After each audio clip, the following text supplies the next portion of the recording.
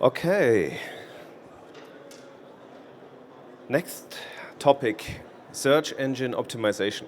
So, a question to everybody: who's blogging here? Yeah, it's me. And who's caring about search engine optimization in his or her blog? From the bloggers. Yeah? Oh, so many, because many bloggers I know don't care about search engine optimization. And when I talk to my colleagues in journalism, I used to be a journalist, when I talk about SEO, search engine optimization, I get big wide eyes and everyone says, no, it's bad, you don't want to read optimized content. But in my experience, it's very, very important to write for Google and other search engines. It's where your traffic comes from. And now we have an expert who tells us everything about that. Almost everything. Everything what you can tell in a few minutes. Yeah. And it's Chris Raulf, international SEO expert and founder of Boulder SEO Marketing. All right, Welcome. cool. Thanks a lot for the introduction. So can I get quickly hands up? Who's in SEO again? Who does SEO? Ooh, just a few of us. Okay. So I only have, 25, 30 minutes. I usually teach full day and 2-day SEO workshops, and I still feel like I only touched the tip of the iceberg. So you're gonna get, it's a big picture overview. I try to tell you what's actually working today, and hopefully you can take that away and implement some new ideas. Let me see. All right. Let me see, the best place to hide a dead body. That's usually how I start my presentations. And I occasionally teach at a local high school in Boulder. And I tell you, these students, they come up with amazing answers. Where's the best place to hide a dead body? If I can ask you. All right, you, yep. Where would you hide a dead body?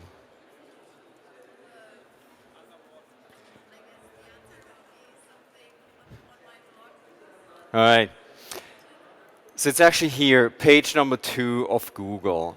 Nobody goes there, right?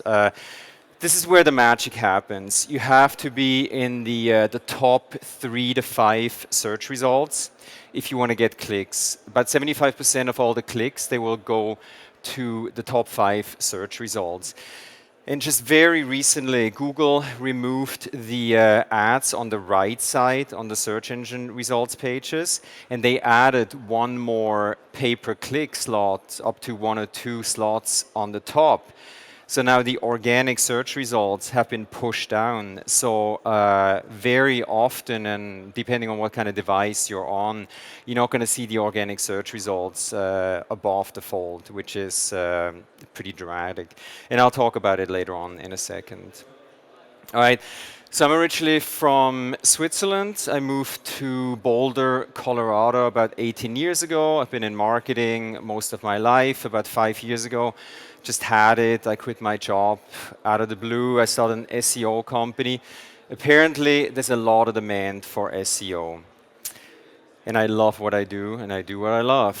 So my goal of this presentation, I would love for you to walk away and say, you know what, he didn't waste my time, because we only have so much of it. So I hope you walk away with new and useful knowledge. Okay, the main ingredient, or the main ingredients to success with SEO, that's the main ingredient. As with many other things in life, if you're passionate about something, you will be successful. However, it also helps if you have the right knowledge, resources, and time to implement a meaningful SEO strategy.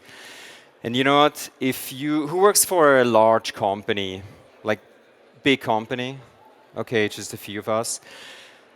If you have a thought leader, or like really an expert that works at your company, make him part of your team. It's all about thought leadership. If you have somebody that can actually write well, the search engines will take notice. And if you can apply SEO best practices, you will see amazing results. All right. When it comes to SEO, you need to know your target audience. I often will interview potential new clients at the beginning. We have long interviews.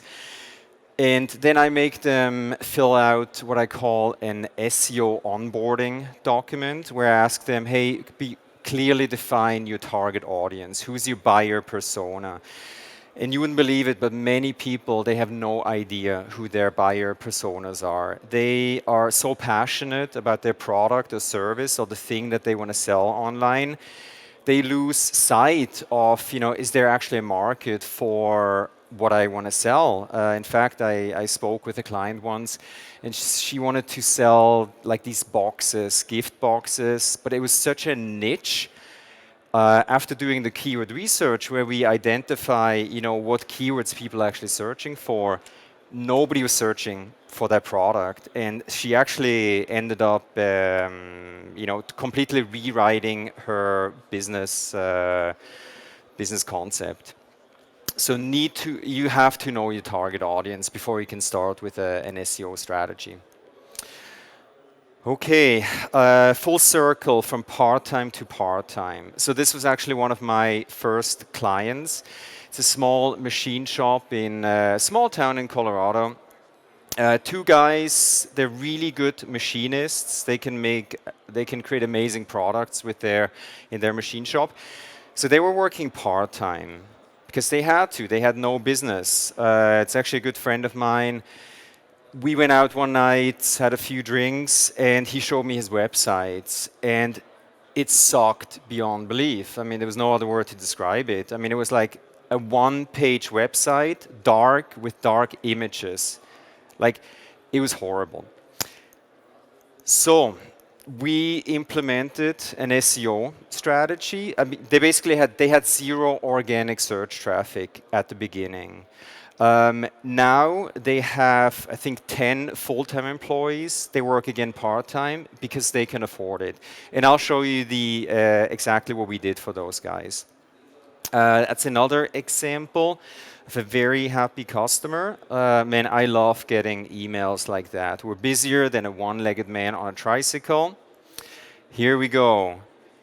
This is revenue directly related to organic search traffic year over year. And that's the second year that we worked with these guys.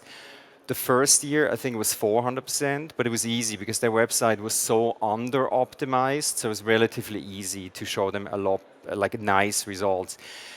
These guys, it's an e-commerce company. They compete against big companies on very, very competitive keywords.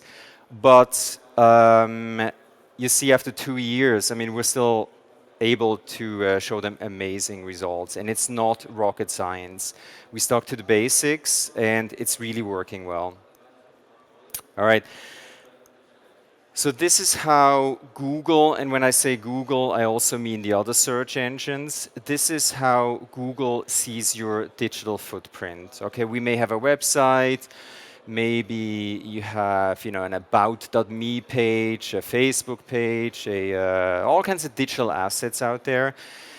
Google has a software that's called the algorithm, right? This algorithm has about 250 ranking signals in it, main ranking signals, with about 10,000 sub-ranking signals.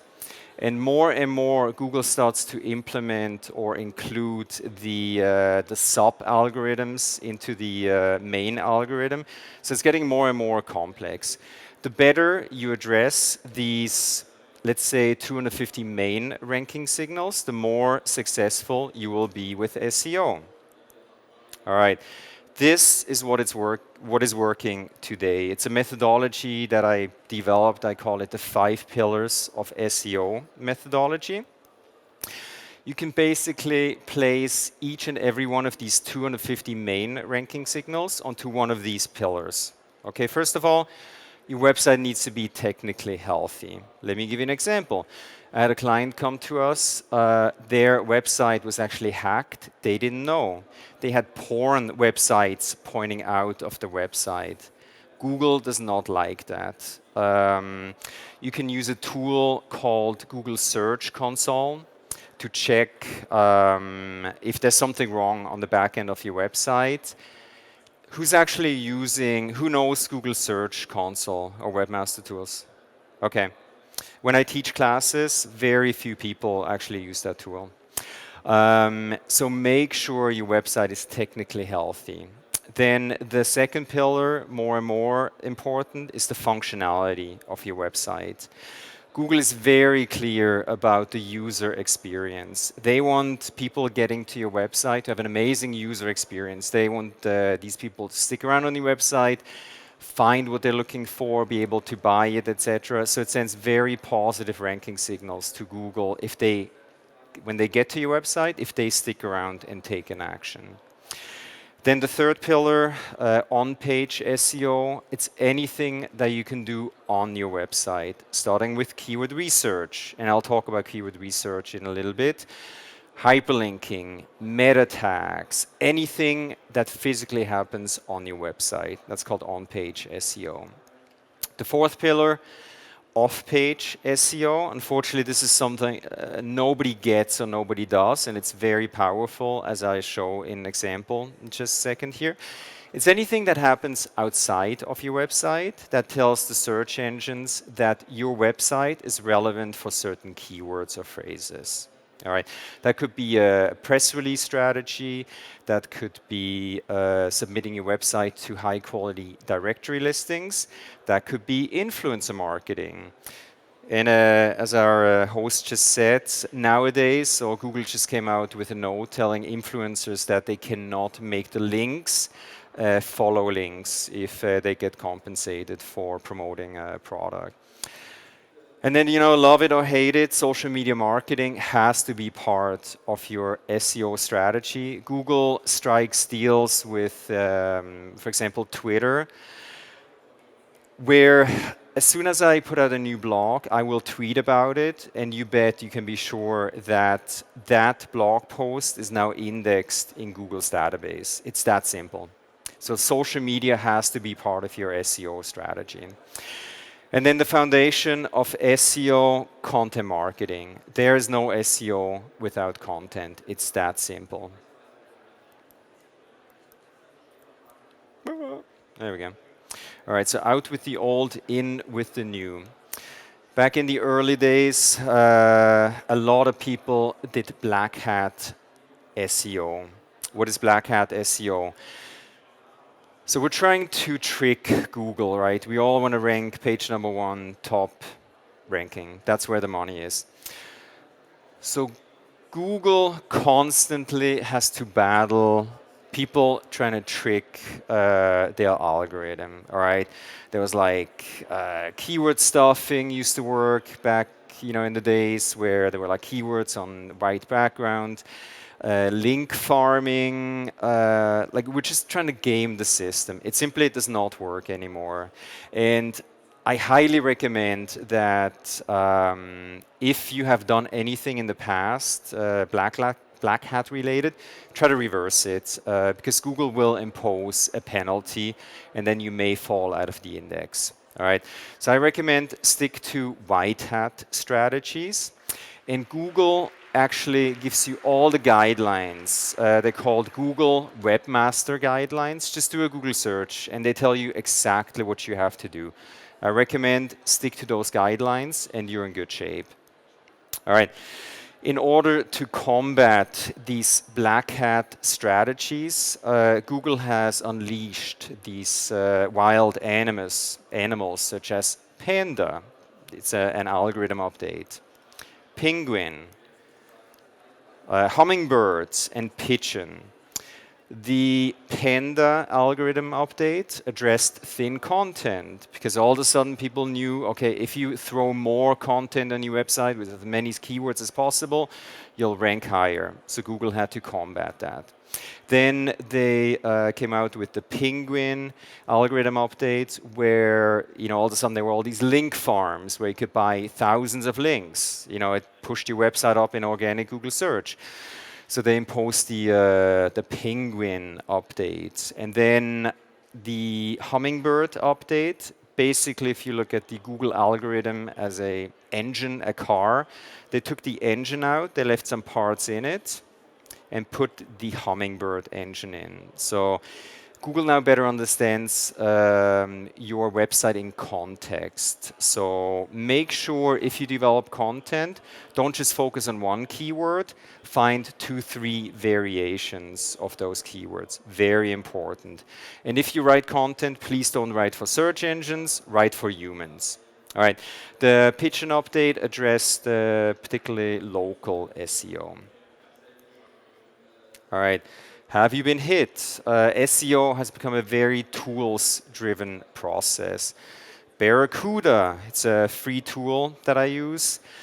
For every client, every 3 to 6 months or so, I will overlay Google Analytics over this tool just to check. It will actually tell me how have they been affected by these algorithm updates. So I recommend do a little audit once in a while.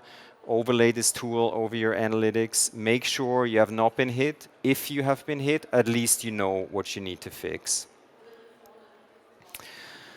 Okay, our relationship with Google.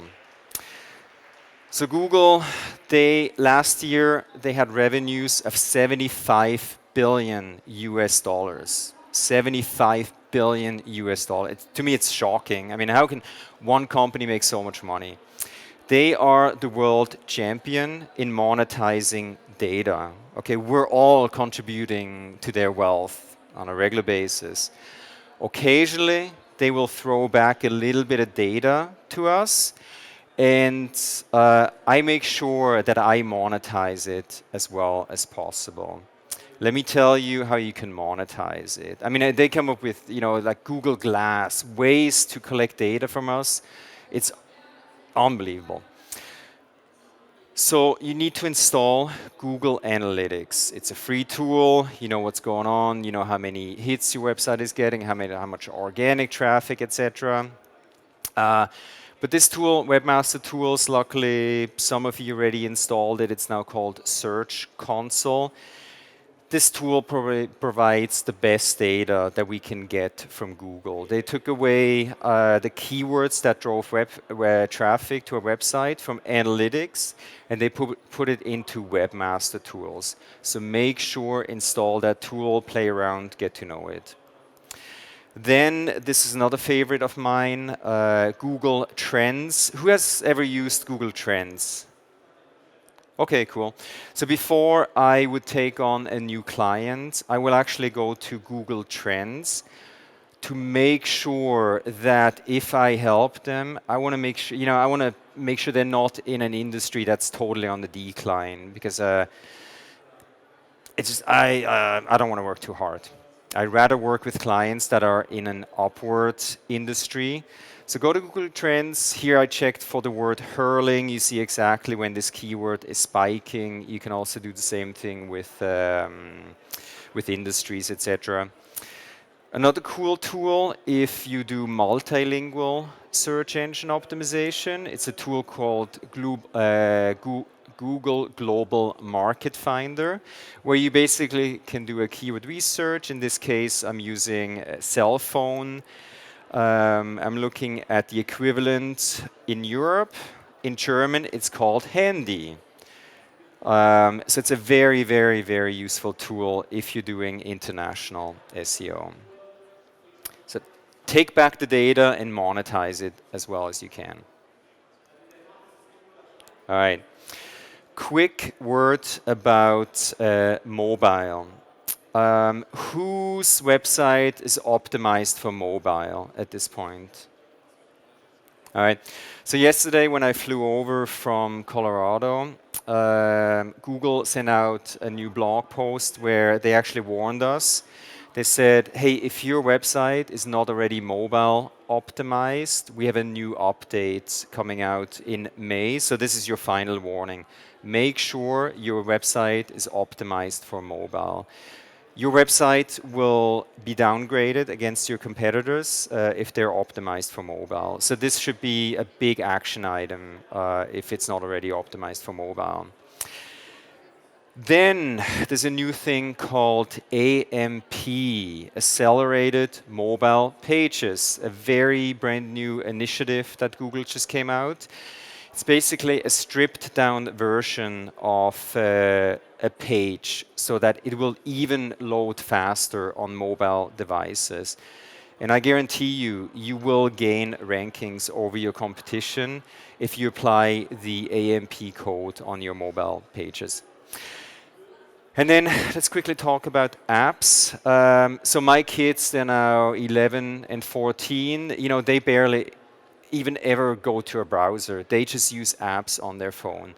So if you, let's say, okay, if your target audience are, you know, the people 80 years of age and older, you may be fine advertising in the yellow pages, but if your target audience is like young, hip people, you may want to invest into an app.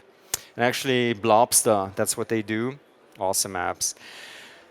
So maybe it's time to invest into an app because the future is definitely going towards mobile apps on our phones.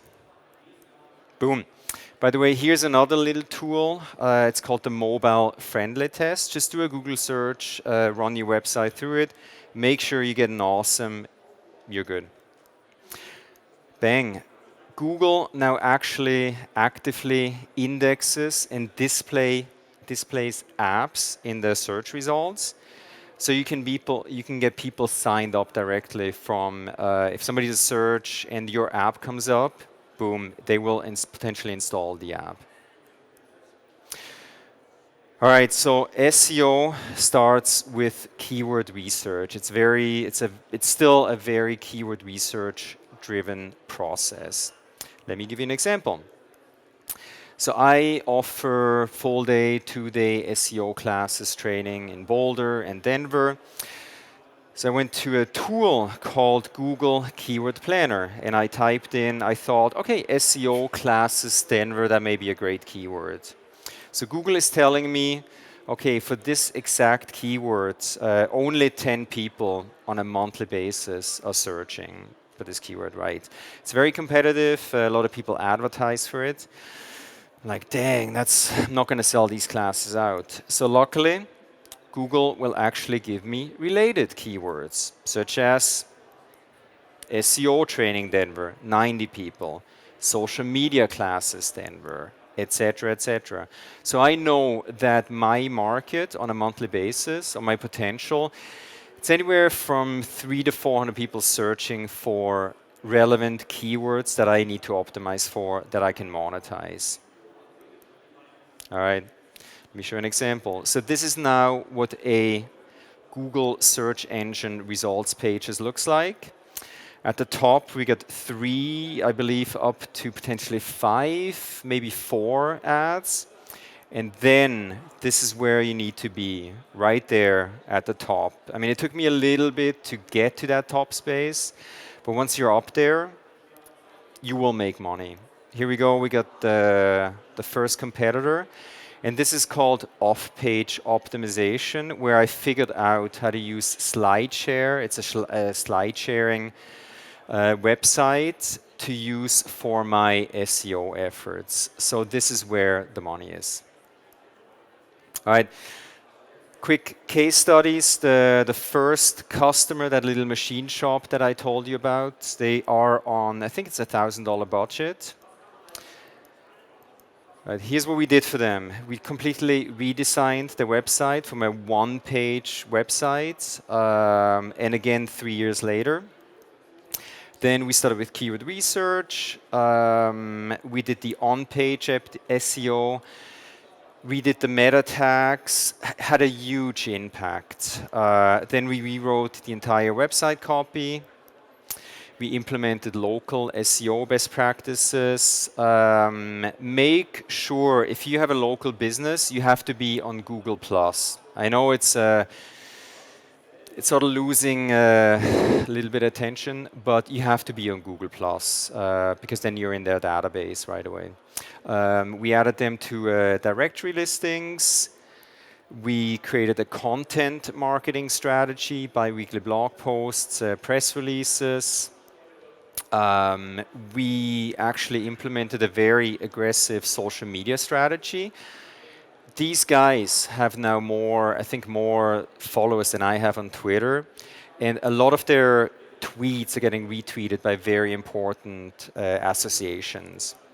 The result, the machine shop grew within, I think, 5 years from 2 people working part-time to 10 full-time employees, and the owners working again part-time because they can afford it.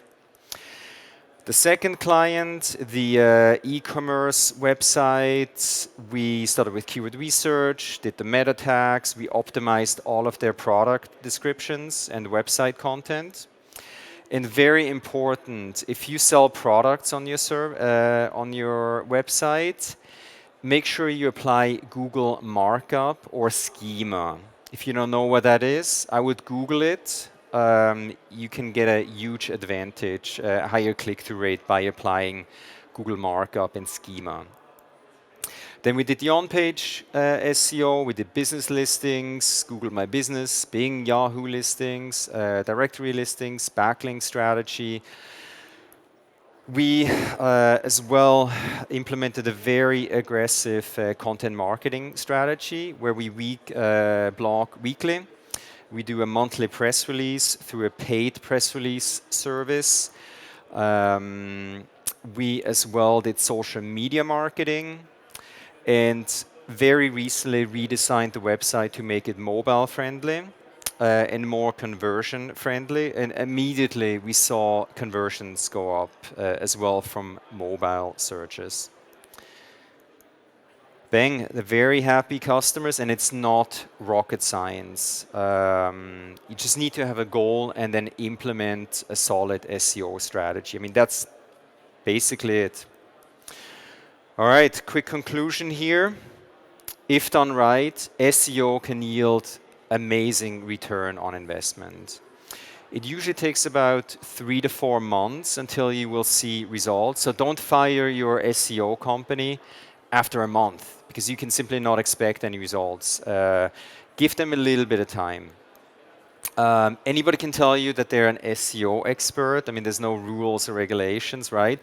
So ask them, hey, show me Google Analytics for a comparable client like I am.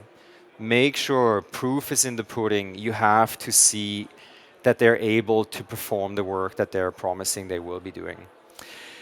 If you have the time, resources, and knowledge, keep it in-house. I mean, this is so much fun. If you don't, then find a good partner and be part of the process. The more you're involved in this process, the more successful you'll be. That's it. That was a very, very, very high-level overview of SEO. All right. Do we have time for questions?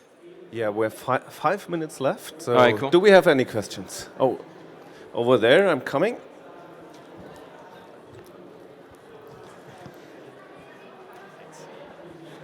Hi, thanks for breaking down all those pillars of SEO. That was awesome. So our company does all of these things, and we just need to decide what to put more resources into. So what would you say is the biggest bang for the buck? And I know that each of these strategies, for instance, the off-page strategy, I think that requires the most resources. We call that PR, basically. And so right now we put all of our SEO resources into off-page, and after a year, I can't say it's helped. And so I just want to know your opinion, where should we be putting our resources in your category? Yeah. So usually I recommend against just going for something because, man, Google will notice. You may be trying too hard on one thing, so it may affect other things. What we do is we evenly do things on an ongoing basis, and we usually see the results. So I recommend against just focusing on one thing. But definitely, I mean, the best thing that you can do is develop high quality content. And again, I would blog at least. Don't do it too often. Maybe once a week, twice a week. But it has to be the highest possible, best content that really helps somebody solve an issue. If you think it's sort of on the weak side, don't put it out. I will spend hours and hours and hours on my content. That's all I do. Okay, any more questions? Stephen. Yeah, thanks, Chris. I have a question regarding the app indexing. Is there anything measurable? Can you measure the influence on your ranking due to an app indexing? Also, Can you measure the influence of app indexing on your ranking? yeah, so Google Analytics is adding more and more functionality. So I think they just added as well functionality to monitor app, how much traffic you're getting from apps, etc. But definitely in the mobile section, you already have mobile devices, how much traffic you're getting from that. So yes, I think it's already part of analytics, but it will be very soon because this is the big trend. Again, if you don't have an app quite yet, now it's time to think about getting an app. Yeah. Okay. Oh, one more question. The last one.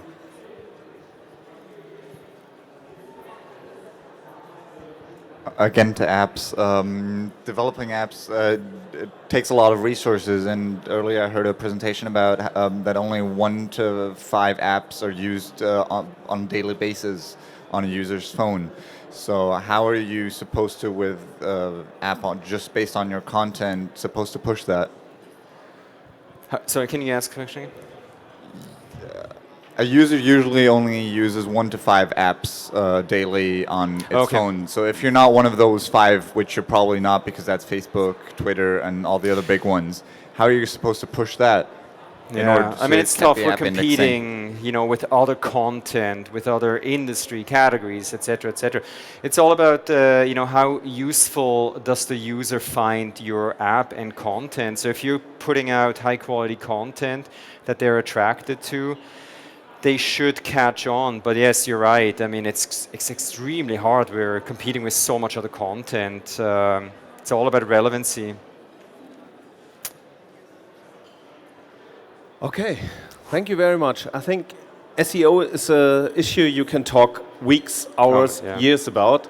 And thanks for that quick insight. Thank you very much. Thanks so much.